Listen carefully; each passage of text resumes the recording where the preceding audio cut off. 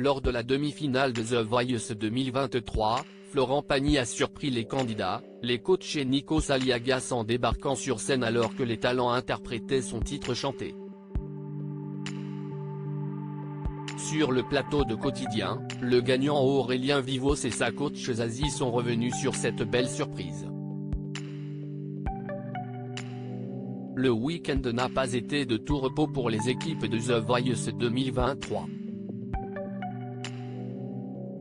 Après des mois de compétition, les 4 finalistes, Jérémy Levif, Misha, Arslan et Aurélien ont été départagés sur TF1. Ils ont chanté seuls, puis en duo avec un artiste présent pour l'occasion, puis Aurélien et Misha se sont qualifiés pour la super finale. À l'issue de cette ultime confrontation, le père de 2 enfants a remporté cette 12e saison du télécrochet. Une fierté pour lui, même s'il nous a confié avoir été partagé entre 2 sentiments en entendant son nom.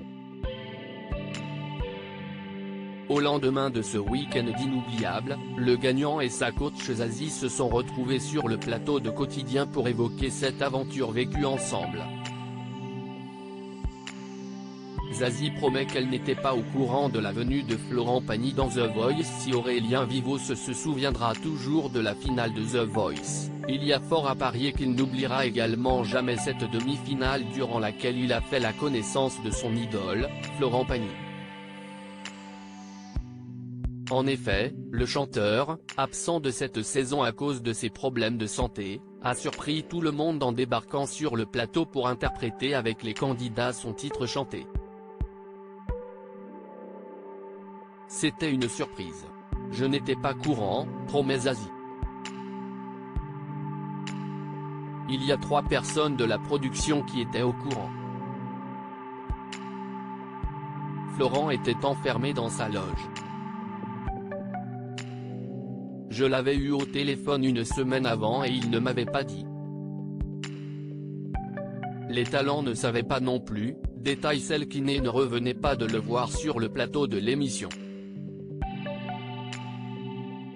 Aurélie Vivos, The Voice, a réalisé un de ses rêves, si est juste le gamin qui voit son idole. Quant au gagnant du télécrochet, grand fan de Florent Pagny, il était sur un petit nuage.